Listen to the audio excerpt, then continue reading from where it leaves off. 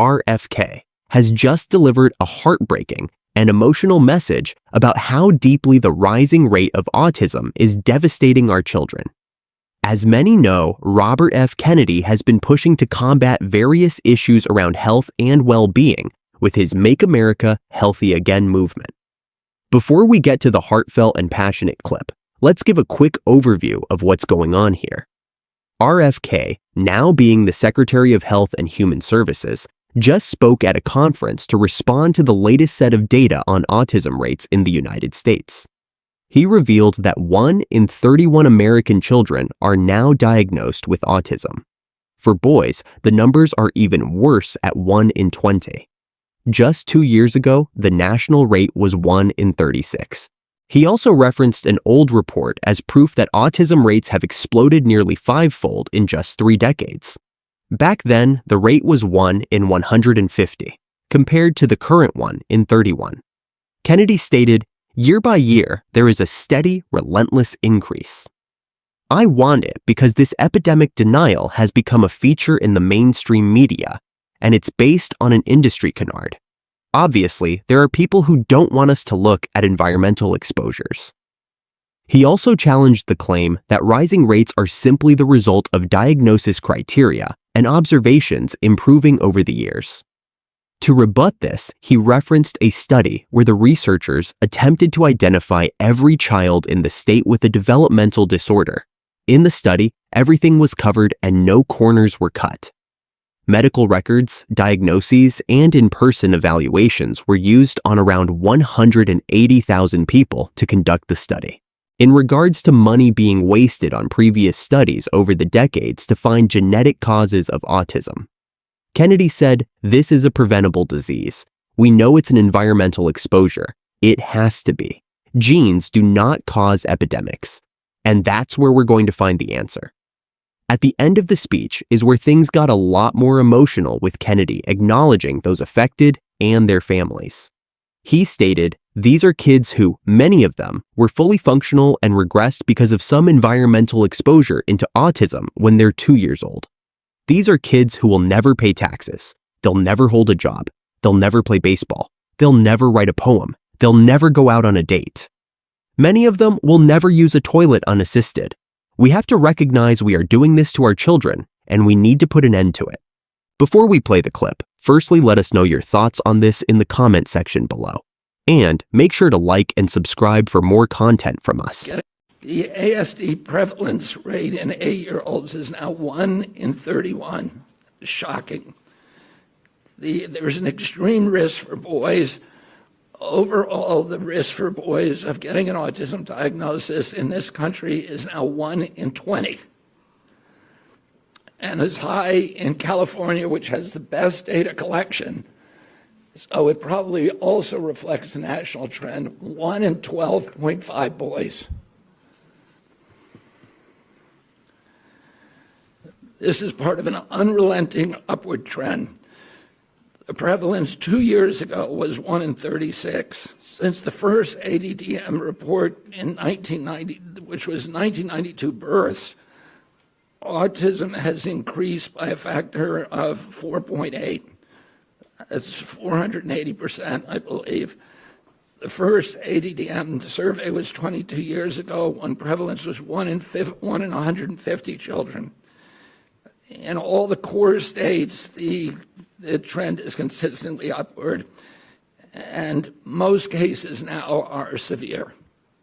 So about 25% of the kids who are diagnosed with autism are nonverbal, non-toilet trained, and have other stereotypical features, head banging, tactile and light sensitivities, stimming, toe walking, etc. One of the things that I think that we need to move away from today is this ideology that the autism diagnosis, that the autism prevalence increases, the relentless increases, are simply artifacts of better diagnoses, better recognition, or changing diagnostic criteria.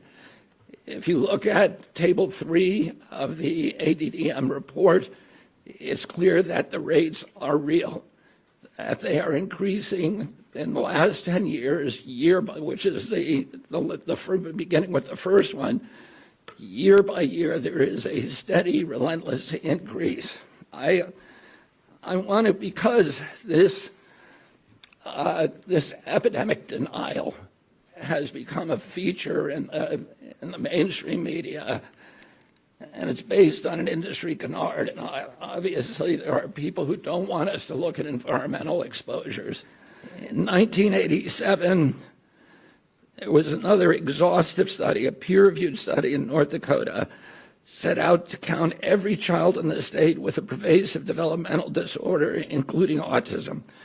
That study meticulously combed through every record, every diagnosis, and he even conducted in-person assessments of the entire population of 180,000 children under 18.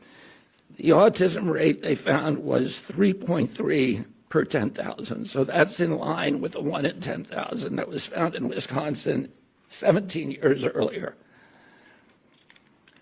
For context, today, the last number of 1 in 36 is 83 times higher.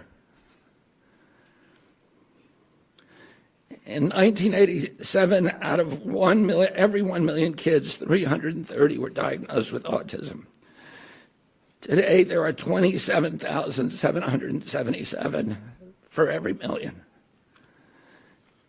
If you accept the epidemic deniers' narrative, you have to believe that researchers in North Dakota missed 98.8% of the children with autism, that thousands of profoundly disabled children were somehow invisible to doctors, teachers, parents, and even their own study.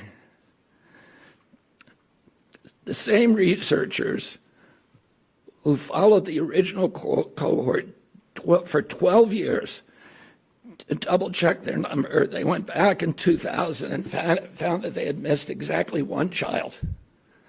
So doctors and therapists in the past were not stupid. They weren't missing all these cases. The epidemic is real. There's a recent study by Blaxell et al. And a team of other researchers that said that the cost of treating autism in this country by 2035, so within 10 years, will be $1 trillion a year. This is added to already astronomical healthcare costs. And then there's an individual injury. These are kids that, this is a preventable disease. We know it's an environmental exposure. It has to be. Genes do not cause epidemics. They can provide a vulnerability. You need an environmental toxin. And Irva Hertz-Pichota pointed out that because of this mythology, that the amount of money and resources put into studying genetic causes, which is a dead end, has been historically 10 to 20 times the amount spent by NIH and other agencies to study environmental factors, to study exposures, to study external factors, and that's where we're going to find the answer. This is an individual tragedy as well. Autism destroys families. More importantly, it destroys our greatest resource, which are our children. These are children who should not be suffering like this. These are kids who, many of them were fully functional and regressed because of some environmental exposure into autism when they're 2 years old. And these are kids who will never pay taxes.